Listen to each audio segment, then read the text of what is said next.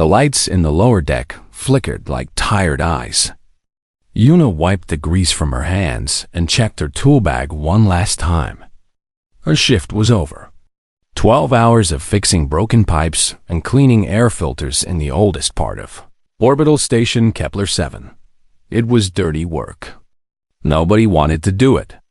But Yuna never complained. She liked the quiet down here. She liked being alone. The station was home to thousands of beings from dozens of worlds. Humans were still new to space. Only 50 years ago, they had made first contact with alien life. Now they worked alongside creatures with scales, feathers, and fur. Some aliens were kind. Many were not. Most of them looked at humans the way humans once looked at stray dogs. Cute, maybe. But not important. Not smart enough.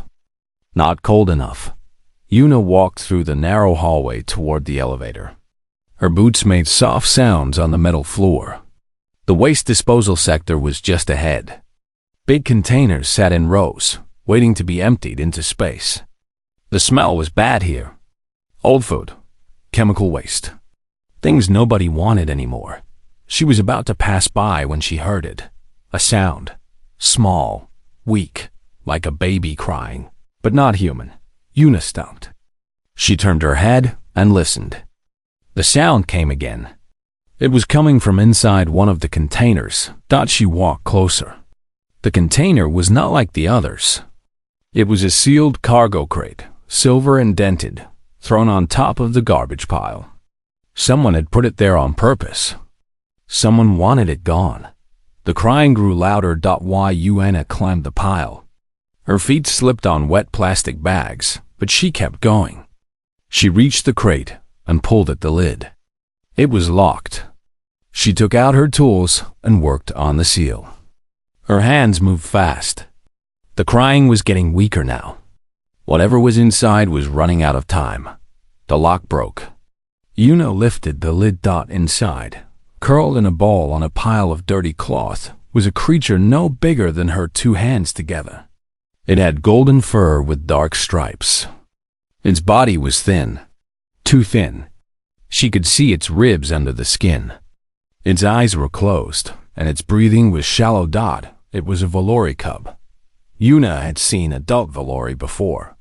They were tall and proud, with cat-like faces and sharp claws. They walked like royalty and spoke like they owned the universe. The Valori were one of the oldest species in the galaxy. They looked down on everyone, especially humans. But this was just a baby. Yuna reached into the crate. Her fingers touched the soft fur. The cub was cold. So cold, it should not be alive. Then the cub opened its eyes. Violet, deep and bright, like two small moons. The eyes looked at Yuna. They did not look away. A tiny paw lifted from the cloth. It was so small, so weak. The paw reached toward Yuna's hand. Tiny claws, soft and harmless, touched her finger. Then the paw closed around it. The grip was weak, but it held on. It held on like the finger was the only thing in the universe that mattered. Yuna felt something break inside her chest. Not a bad break. A soft one. Like a wall falling down. She did not think. She did not plan. She just acted. She lifted the cub from the crate and held it against her chest. The tiny body was shaking. She opened her jacket and put the cub inside, close to her heart. Her warmth was the only thing she could give right now. "Hold on," she whispered. "Just hold on." She climbed down from the garbage pile. She walked fast, but not too fast. She did not want anyone to see her. She did not want anyone to ask questions. The elevator came. She stepped inside and pressed the button for her floor. Her heart was beating hard. What was she doing? This was crazy. This was against the rules. Harboring an unregistered alien was a crime. She could lose her job. She could be sent back to Earth. She could go to prison. But the tiny paw was still holding her finger. It had not let go. Yuna looked down at the cub inside her jacket. Its eyes were closed again, but it was still breathing, still fighting. Someone had thrown this baby away like garbage. Someone had decided it was not worth keeping. In the Valori culture, weakness was shameful. Defects were not allowed. If a cub was born too small or too sick, they removed it.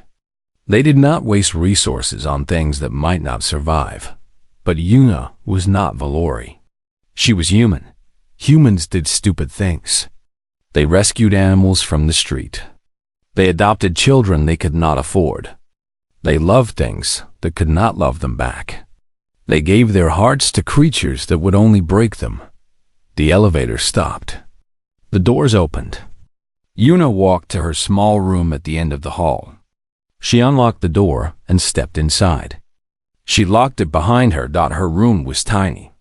A bed, a desk, a small bathroom. Nothing special, but it was warm. It was safe. She sat on the bed and carefully took the cub out of her jacket. She laid it on her pillow.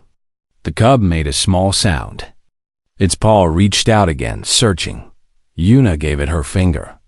The tiny claws closed around it once more. "I have got you," she said softly. "You are not garbage. You are not a defect. You are alive, and I am going to keep you that way." The cub's breathing grew steady. Its body relaxed. For the first time, it looked peaceful. Yuna did not sleep that night. She sat beside the tiny creature and watched it breathe. She did not know what tomorrow would bring. She did not know if she could save this life. But she knew one thing for certain. That tiny paw had grabbed her finger. And she would not let go either. The first 3 days were the hardest. Yuna did not know what Valori cubs ate. She did not know how warm they needed to be. She did not know if the cub was sick or just starving. All she knew was that she had to try. She spent every free moment searching the station's database for information. Valori biology was not easy to find. The species was secretive about their young. They did not share such things with outsiders. But Yuna was patient. She searched old medical reports. She read trade documents that mentioned Valori food preferences. She pieced together small facts like a puzzle. Valori were carnivores. Their cubs needed protein-rich milk for the first months of life. Yuna could not get Valori milk, but she found a formula used for another cat-like species. She adjusted the mixture based on what she had learned. She hoped it would be close enough. The first time she fed the cub, it did not drink. Its mouth was too weak. Its throat could not swallow. Yuna used a small tube to put drops of the formula directly into the cub's stomach. She did this every 2 hours, day and night. She set alarms on her communicator so she would not miss a feeding. On the 4th day, the cub opened its eyes and looked at her. Really looked at her. Then it opened its mouth and tried to drink from the bottle on its own. Yuna cried. She did not know why. She just did. After that, things got better. The cub grew stronger each day. Its golden fur became soft and shiny. Its violet eyes became bright and curious. It started to move around the room, exploring every corner with wobbly steps. It made small sounds when it was hungry and louder sounds when it wanted attention. Yuna named her Bomi. It was a Korean word that meant spring. The season when dead things came back to life. The season of new beginnings. Bomi followed Yuna everywhere inside the small room. When Yuna sat at her desk, Bomi climbed onto her lap. When Yuna lay down to sleep, Bomi curled against her chest and purred. The purr was not like an earth cat's purr. It was more like a song, a soft melody that changed with Bomi's mood. When she was happy, the melody was high and bright. When she was sleepy, it was low and slow. Yuna talked to Bomi all the time. She told her about Earth, about the mountains and the oceans, about her grandmother's house in a small village where cherry blossoms fell like pink snow every spring. Bomi could not understand the words, but she listened. Her ears moved toward Yuna's voice. Her eyes never left Yuna's face. The bond between them grew deep and strong. Yuna had never felt anything like it. She had been alone for so long. She had friends on the station, but no family. Her parents had died years ago. She had no siblings, no partner, no children. She had accepted that she would always be alone. But now she had Bomi, and Bomi had her. Keeping the secret was difficult. Yuna could not let anyone into her room. She could not talk about Bomi to anyone. She had to be careful every moment of every day. Then Taiho found out. Taiho was Yuna's closest friend on the station.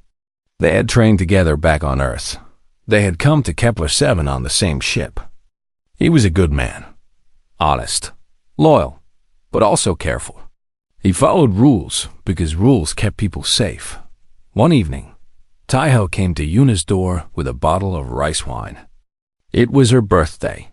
She had forgotten, but he had not. He knocked, and before Yuna could stop him, she opened the door without thinking. Bomi was sitting on the bed behind her. Taiho saw. His face went pale. "What is that?" He whispered "Yun," pulled him inside, and closed the door fast. She told him everything. The garbage pile. The sealed crate. The tiny paw that grabbed her finger and would not let go. Taiho listened without speaking. When she finished, he sat down heavily on the chair by her desk. "Do you know how much trouble you are in?" he asked. "Unregistered alien life. A Valori, of all things. If they find out, you will lose everything." "I know," Yuna said. "Then why?" Taiho asked. "Why risk your whole life for this?" Yuna looked at Bomi. The cub had come to the edge of the bed. She was watching Taiho with careful eyes. She was scared but not hiding. She trusted Yuna to protect her. "Because nobody else would," Yuna said. "Because someone threw her in the garbage, and she still reached out. She still wanted to live. She still believed someone would help her. I cannot be the person who proves her wrong." Taiho was quiet for a long time. He looked at Bomi. Bomi looked back at him. Then she did something unexpected. She walked across the bed, climbed down, crossed the floor, and touched Taiho's boot with her small paw. It was not a grab like she had done with Yuna. It was a gentle tap. An introduction. A question. Taiho's expression changed. Something softened in his eyes. "Humans are idiots," he said finally. "We really will bond with anything, will we not?" Yuna smiled. "Is that a yes?" Taiho sighed. He reached down and let Bomi sniff his fingers. The cub made a small, curious sound. "I will not report you," he said. "But you need to be more careful. If security finds her, I cannot protect you." "I understand," Yuna said. Taiho stood up and walked to the door. Before he left, he turned back. "Happy birthday," he said. "I hope she's worth it." Yuna looked at Bomi, who had climbed back onto the bed and was waiting for her. "She is," Yuna said. "She is worth everything." Word spread quietly among the humans on the station. Nobody talked about it openly. But somehow, small things started appearing outside Yuna's door. Packets of protein powder. Warm blankets. A small toy shaped like a fish. No names, no notes. Just gifts from people who understood. Humans were like that. They could not help it. When one of them loved something, the others felt it too. They protected what mattered to each other. Even when it made no sense. I grew bigger and stronger every day. Her eyes shone like violet stars. Her fur gleamed like gold in the dim light of the room. She learned to run and jump and climb. And every night, without fail, she curled against Yuna's chest and held her finger while she slept. The tiny paw had not let go. And neither had Yuna. 3 months passed. Bomi was no longer a weak and starving cub. She was healthy now, strong. Her body was the size of a small dog. Her golden fur was thick and beautiful. Her violet eyes held intelligence that grew sharper every day. She understood simple commands. She knew when Yuna was happy and when Yuna was sad. She knew how to hide when strangers passed by the door. But hiding was getting harder. Bomi needed space. She needed to run and climb and explore. The tiny room was not enough anymore. Sometimes, Yuna saw her sitting by the window, looking at the stars with longing in her eyes. Sometimes she heard Bomi make sounds she had never made before. Sounds that seemed like questions. Questions about a world outside these walls. Yuna knew she could not keep this secret forever. But she had hoped for more time. She had hoped for a miracle. The miracle did not come. The Valori did. A delegation arrived at Kepler 7 for trade negotiations. 3 tall Valori in silver robes walked through the station like kings walking through a peasant village. Their leader was Commander Reth. He had cold yellow eyes and a face that never smiled. He looked at humans the way one might look at insects. Interesting, perhaps. But ultimately beneath notice, Yuna saw them from across the main hall. Her heart stopped. She turned and walked the other way as fast as she could without running. That night, she did not leave her room. She held Bomi close and tried not to think about what might happen. The next morning, Taiho came to her door. His face was white. "They have a scanner," he said. "Some kind of biological detection device. It picks up Valori life signs." Commander Reth detected an unregistered signal on the station. Yuna felt the floor drop beneath her feet. "He's demanding a full search," Taiho continued. "Station security cannot refuse. They are allies. We need their trade routes." "How long?" Yuna asked. Her voice was calm, but her hands were shaking. "A few hours. Maybe less." Yuna looked at Bomi. The cub was watching them from the bed. She seemed to understand that something was wrong. Her ears were flat against her head. Her tail was low. "I will not give her up," Yuna said. Taiho closed his eyes. "I know." The search came faster than they expected. Heavy footsteps in the hallway. Voices shouting orders. Then a knock on Yuna's door. Not a polite knock. A command. Yuna opened the door. Commander Reth stood outside with 2 station security officers behind him. His yellow eyes scanned the room over her shoulder. His nostrils flared. "Step aside, human," he said. His voice was like ice. "There is Valori property in this room." "There is no property here," Yuna said. "There is a living being who was thrown away by her own people." Reth's eyes narrowed. "You admit to harboring an unregistered Valori juvenile?" "I admit to saving a life." Reth pushed past her and entered the room. Bomi was hiding under the bed, but it did not matter. The scanner in Reth's hand beeped loudly. He reached down and pulled her out. Bomi screamed. It was not a sound Yuna had ever heard before. It was fear and pain and betrayal all at once. The cub's claws scratched at Reth's armored gloves, but she could not escape. Yuna moved without thinking. She grabbed Reth's arm. "Let her go." Reth looked at her with disgust. "You dare touch me? This creature is Valori. It belongs to the Valori. You have no claim." "She was dying in a garbage container," Yuna said. Her voice was rising now. "She did not care. Your people threw her away. She was alone. She was afraid. And she reached out to me. She chose me." "Chose?" Reth laughed. It was a cold, empty sound. "It is an animal. A defective one. It does not choose anything. It simply exists until we decide it should not. She is not an animal. She is not a defect. She is Bomi, and she is my daughter." The words came out before Yuna could stop them. But once they were said, She knew they were true. She had not given birth to Bomi. They did not share blood. But in every way that mattered, Bomi was hers. Reth stared at her like she had lost her mind. Your daughter? He shook his head slowly. Humans truly are insane. Footsteps came from behind.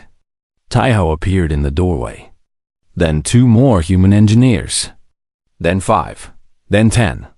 Word had spread. The humans were coming. They did not speak. They did not threaten.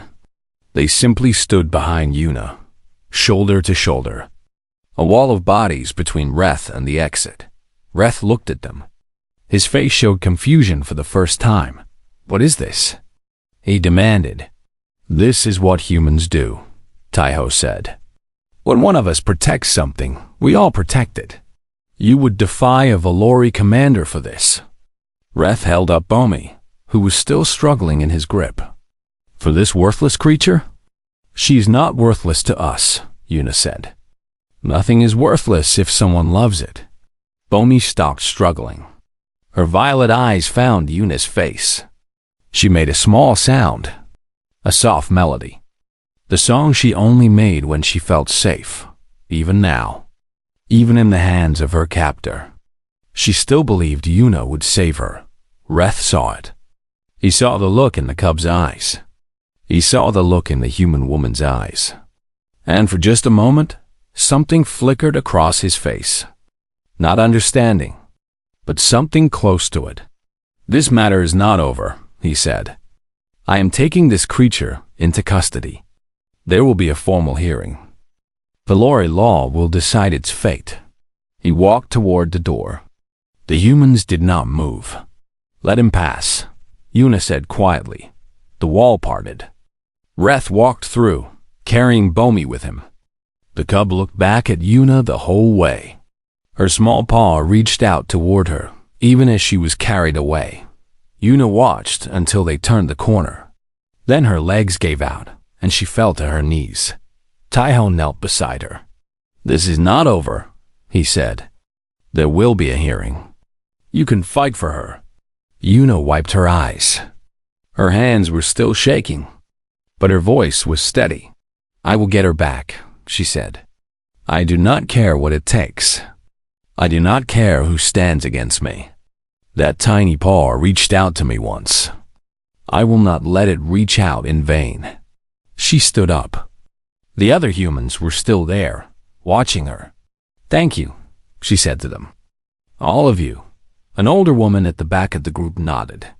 That is what humans do, she said simply. We stick together, even when it is stupid. Especially when it is stupid. Yuna almost smiled. Yes, that was exactly what humans did. And she was going to prove it to the entire galaxy. The hearing was held in the station's central council chamber. It was a large room with tall ceilings and seats arranged in circles. The Valori delegation sat on one side, dressed in silver and gold. Commander Reth sat in the front, his face hard and cold. Behind him were advisors, guards, and a single ancient Valori female with white fur and tired eyes. This was Elder Sola, the highest-ranking diplomat in the delegation. She would judge the case. On the other side sat the humans. Station Director Kim, a gray-haired man with a calm face. Legal advisors who studied alien law. And in the center, alone at a small table, sat Yuna. She had not slept in 2 days. Her eyes were red. Her hands were folded tight in her lap. But she sat straight and looked forward. She would not show weakness. Not here. Not now. Bomi was not in the room yet. She was being held in a containment cell somewhere in the Valori ship. Yuna tried not to think about it. She tried not to think about Bomi alone in a cold metal box, wondering why Yuna had not come for her. I am coming, Yuna thought. Just hold on a little longer. Commander Reth stood first. He spoke in the formal language of galactic law. The creature designated as Valori Juvenile number 742 was born defective. Standard protocols require termination of such specimens. Instead, It was disposed of through approved waste channels. The fact that a human retrieved it from disposal does not change its legal status. It remains Valori property. The human female has no claim. He sat down. His case was simple, clean, cold. Elder Sola turned her white-furred head toward Yuna. The human may speak. Yuna stood. Her legs felt weak, but she forced them to hold. I am not a liar, she began. I do not know your laws. I do not know your words for things. I only know what happened. She told them the story. The garbage pile. The crying sound. The sealed crate. The tiny creature inside, barely alive, too cold and too weak to move. She told them about the paw that reached out. The grip that would not let go. The violet eyes that looked at her with something she could only call trust. You call her defective, Yuna said. You say she was born wrong. But I have watched her grow for 3 months. She is smart. She is brave. She learns fast. She knows when I am sad and tries to make me smile. She sings to me when I cannot sleep. She paused. Her voice was starting to shake. She is not defective. She is just small. And small is not the same as broken. Commander Reth made a sound of contempt. Emotional arguments. Typical of humans. This creature was rejected by Valori standards. Those standards exist for a reason. Weakness must be removed so the species can remain strong. Then why did she survive? Yuna asked. Reth frowned. What? She was thrown in a garbage container. Alone. No food. No warmth. No help. By your logic, she should have died. But she did not. She fought. She held on. She kept breathing until someone found her. Is that weakness? Reth had no answer. Yuna turned to Elder Sola. I am not asking you to change your laws. I'm asking you to look at her. Really look. And then tell me if she deserves to die. The chamber was silent. Elder Sola raised one hand. Bring the juvenile. A door opened. 2 Valori guards entered with Bomi between them. She was in a small cage, her body pressed against the bars. When she saw the room full of strangers, she froze. Then she saw Yuna. The effect was instant. Bomi's ears shot forward. Her eyes went wide. She made a sound. Not the scared sound she had made when Reth grabbed her. This was different. This was joy. The guards put the cage on the floor in the center of the room. Yuna stepped forward. May I? She asked Elder Sola. The elder nodded. Why? Yuna knelt beside the cage. She put her fingers through the bars. Bomi pressed against them immediately. Her small paw reached through and grabbed Yuna's finger.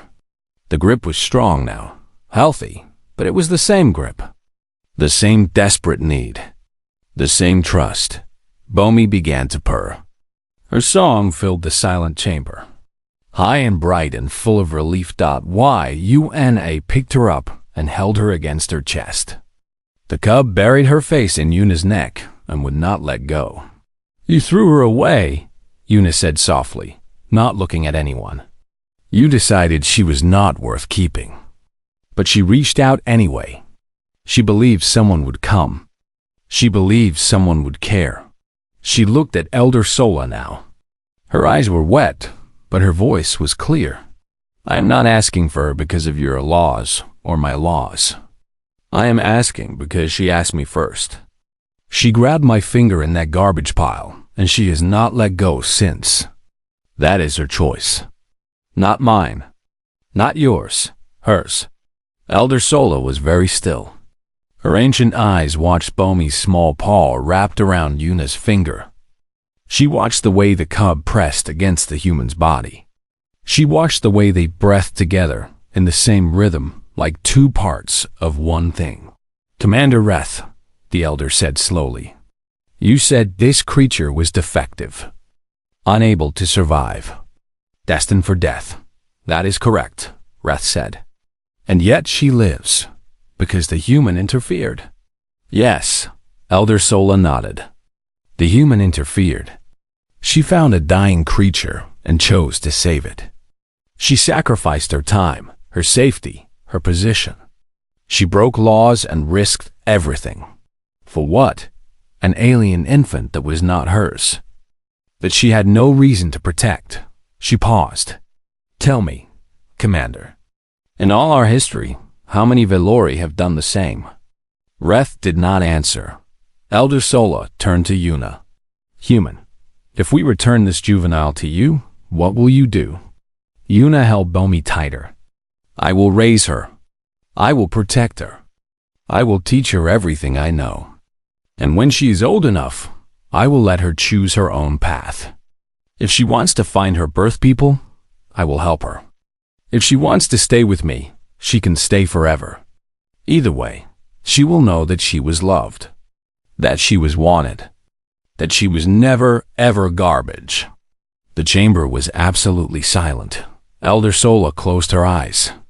When she opened them again, there was something new in them. Something that might have been respect. I have reached my decision, she said. Everyone leaned forward. The juvenile will remain with the human female under a new legal classification, bonded dependent. This status recognizes the bond between guardian and dependent regardless of species. It is the first such ruling in galactic history. Commander Reth stood abruptly. Elder, this is unprecedented. Our laws clearly state that a Velori juvenile belongs to the Velori people, Sola interrupted. But this juvenile was abandoned, disposed of, by our own people. We gave up our claim the moment we threw her in that container. She looked at Yuna. The human claimed what we discarded, and she held on. That makes the claim hers now. Bomi's paw tightened around Yuna's finger. Yuna closed her eyes and whispered, Thank you. She did not know if she was speaking to Elder Sola, or to Bomi, or to something bigger than both of them. It did not matter. All that mattered was that tiny paw still holding on. Still trusting. Still believing that reaching out to a stranger in the dark was worth the risk. It always would be. The news spread across the station within hours. By the next day, it had spread across the sector. By the end of the week, it was being discussed on 100 different worlds. A human had adopted an alien child. A Velori child. The first interspecies guardianship in galactic history. Some species laughed at the story. Humans, they said. So emotional. So irrational. Bonding with anything that moved. It was amusing. It was pathetic. It was exactly what everyone expected from the young, strange species that had stumbled into the stars only 50 years ago. But some species did not laugh. Some species listened carefully. And some began to ask questions they had never asked before. Yuna did not care about any of that. She only cared about the small golden creature sleeping in her arms. After the hearing, she had carried Bomi back to her room. The cub had not let go of her finger the entire way. Even in sleep, her tiny claws remained curled around it. Yuna did not mind. She sat on her bed and watched Bomi breathe and wondered how she had ever lived without this. Taeho came by later with food and water. He sat in the chair and watched them for a while. You did it, he said finally. I still cannot believe it. Neither can I, Yuna admitted. What happens now? Yuna stroked Bomi's fur gently. I do not know. I suppose I keep raising her. Keep working. Keep living. Just with her now. Taeho smiled. Sounds good to me. The days that followed were strange and wonderful. Bomi was officially registered as Yuna's dependent. She was given permission to live on the station. She was given a medical file and a legal identity. For the first time in her life, she existed. She was real. She mattered. Yuna took time off work to help Bomi adjust. They explored the station together. Carefully at first, then with more confidence. Bomi was nervous around crowds. She hid behind Yuna's legs when strangers came too close. But slowly, she learned that not everyone wanted to hurt her. Some people smiled at her. Some people offered her treats. Some people knelt down and let her sniff their hands before gently touching her fur. Humans, Bomi discovered, were very good at gentle touches.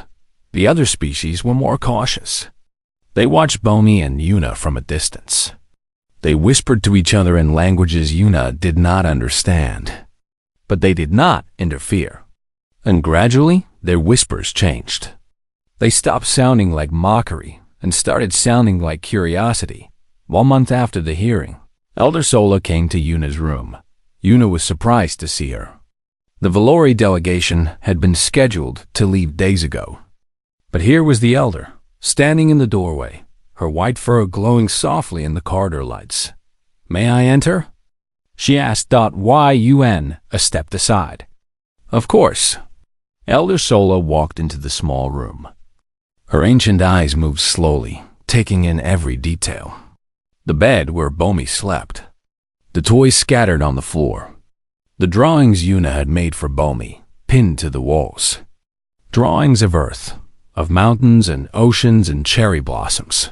Bomi woke up when she heard the Elder's footsteps. She sat up and looked at the old Valori with uncertain eyes. But she did not hide. She stayed where she was and watched. Elder Sola sat down on the edge of the bed. For a long moment, she simply looked at Bomi. Then she reached out one aged, trembling paw and touched the cub's cheek. Bomi did not pull away. "She is healthy," Elder Sola said softly. "Strong. Her eyes are bright. Her fur is clean. She has grown well. She fights for everything," Yuna said. "From the very beginning. She never gave up." Elder Sola nodded slowly. "We were wrong about her." The words hung in the air. Yuna did not know what to say. The Elder continued. "Our people have many strengths. We are old. We are powerful. We have survived for thousands of years by being careful, by being cold, by removing weakness wherever we find it. This has served us well. But sometimes I wonder what we have lost along the way." She looked at Yuna. "When I saw you in that hearing, holding her, I saw something I had not seen in a very long time. I saw love that expected nothing in return. Love that made no sense. Love that defied logic and law and everything practical." "That is just how humans are," Yuna said. "Yes," Elder Sola smiled, and it was a sad, tired smile. "That is how humans are. And perhaps that is something we have forgotten how to be." She stood up and walked to the door. Before she left, she turned back one last time. "Take care of her," she said.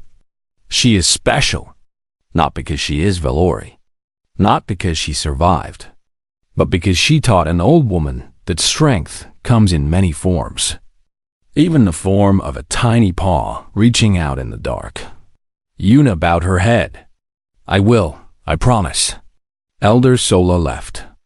Yuna closed the door and turned to find Bomi standing on the bed, looking at her. "Bomi," Yuna said, kneeling down to her level. "Do you understand what just happened?" Bomi tilted her head. Then she walked forward and pressed her forehead against Yuna's dot in Valori culture. Yuna would later learn, this gesture meant trust. It meant family. It meant forever. The years passed quickly after that. Bomi grew from a cub into a youth, then from a youth into an adult. She became tall and graceful, with golden fur that shone like sunlight and violet eyes that held deep wisdom. She learned to speak. First human languages, then Valori, then half a dozen others. She was clever and kind and brave, just as Yuna had always known she would be. When Bomi was old enough, she became a cultural liaison between humans and Valori. She traveled between worlds, building bridges, solving conflicts, helping species understand each other. She was good at it. The best, some said. because she understood both sides. She had been thrown away by one and saved by the other. She knew what it meant to be rejected, and she knew what it meant to be loved. One day, many years later, a young Valori asked her a question. They were at a conference on some distant station, surrounded by diplomats and officials from a dozen worlds. "Why did you stay with the humans?" The young one asked. "Your own people wanted you back." After the hearing, there were offers. Important families. Powerful positions. "You could have returned to us. Why did you choose them?" Bomi smiled. It was the smile she had learned from Yuna, warm and soft and full of memory. "When I was very small," she said, "I was alone in the dark. I was cold and hungry and afraid. I thought I was going to die. And then a light appeared. A face. A hand reaching toward me. She held up her own hand and looked at it. I reached back. My tiny paw grabbed her finger. And she did not let go. She carried me out of the dark. She fed me when I could not eat. She held me when I could not walk. She fought the whole galaxy to keep me safe." The young Valori listened with wide eyes. "I did not choose humans because they are better than Valori," Bomi continued. "I chose them because one human chose me. When everyone else saw garbage, she saw life. When everyone else turned away, she reached out. That is all it takes, you know? One person. One choice. One hand in the dark." She looked out the window at the stars. A tiny paw reached out. And a human reached back. That is why I stayed. That is why I will always stay. Far away, on orbital station Kepler 7, Yuna sat in her small room and watched the same stars. She was old now. Her hair was gray. Her hands were wrinkled. But she still had the same eyes. The same heart. The same capacity for love that made no sense. On her lap sat a photograph. A young woman holding a tiny golden cub. The cub's paw was wrapped around the woman's finger. Both of them were smiling. Yuna touched the photograph gently. "My Bomi," she whispered. "My little spring." Somewhere across the galaxy, Bomi felt a warmth in her chest. She did not know why, but she smiled anyway. Some bonds were not made of blood or law or logic. Some bonds were made of something stronger. Something that began with a tiny paw in the dark and a human who refused to let go. Those bonds lasted forever.